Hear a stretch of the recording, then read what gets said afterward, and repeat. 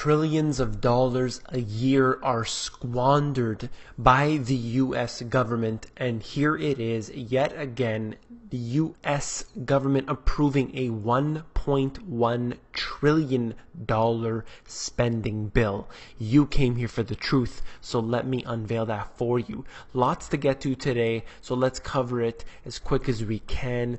And this is out of Street Talk Live, just basically trying to show you the estimate trajectory and then the crashes that occur afterwards. And right now, we are headed for a major collapse according to this. Now, of course, there's many different statistics that you can use, many different charts that you can use, but I just like to look at this, and it is very, very telling when you look at this, just these past two cycles, and you see something that is very, very clear.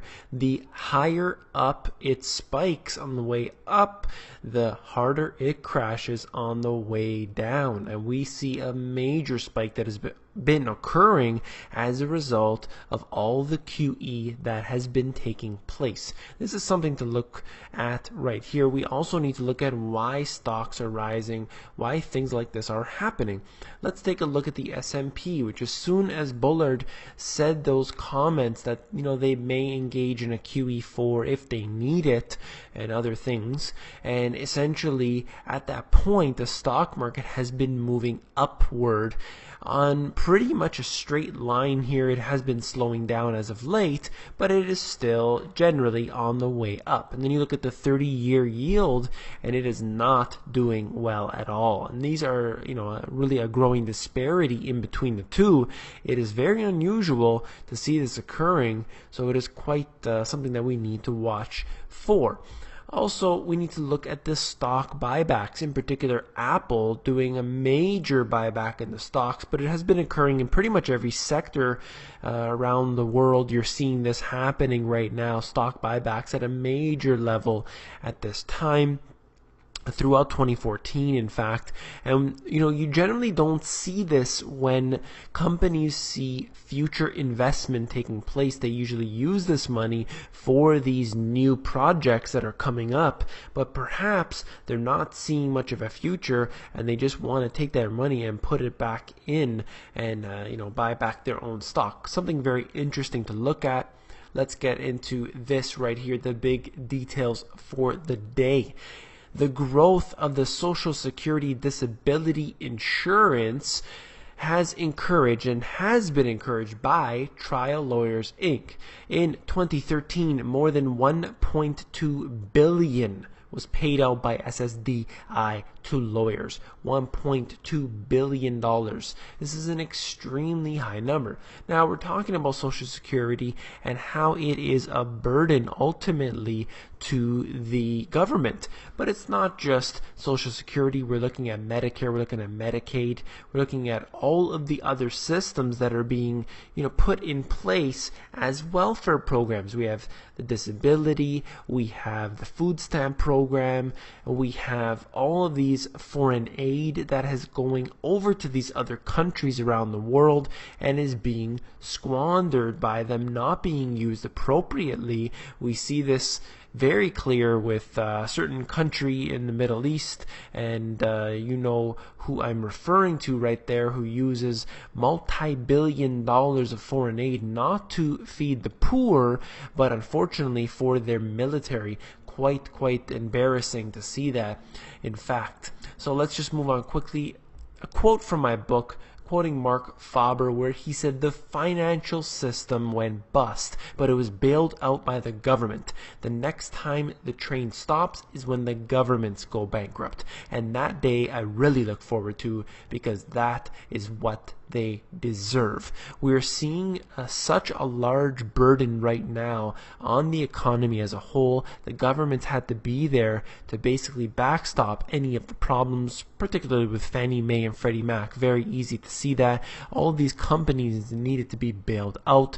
And then we pile on top of that the derivatives problem that we're seeing, collateralized debt obligations, we're looking at the asset-backed securities, and it's all just piling up on top. And this is obviously a huge problem for the future when we see that companies are unable to do what they did before in the past because all the reality is gone. The train has left the station. We're looking at nothing right now. We're looking at ghost towns in China. We're looking at inflation rates that have gone dramatically high in Venezuela. We're looking at a deflation in Europe, and we're looking at no manufacturing left in the West. What else does the government have to do except print money and keep these interest rates low forever?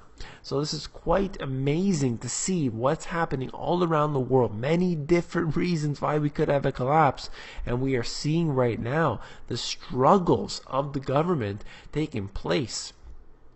Let's look at this. Lawmakers agree on a 1.1 trillion with a T, spending bill, and they're going in here and saying that, look, we don't want to have a government shutdown, we need to raise the debt ceiling, we need to spend more money, we need to use this money because it is what we do, we need to use the money, very important, blah blah blah. You've heard it all before. How many times do they have to continue to raise the debt ceiling before you get tired of this? They reached over $18 trillion in the amount of debt. The GDP is not even at 18 trillion. It's gone over 100%.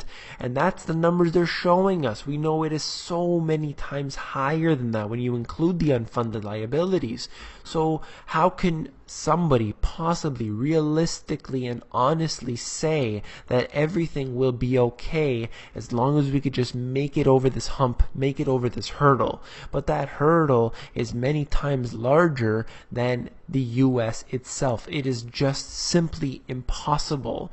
And once this comes to fruition, once it becomes a reality to the general public, we're going to have a major collapse. It's pretty amazing to see this right before our very eyes.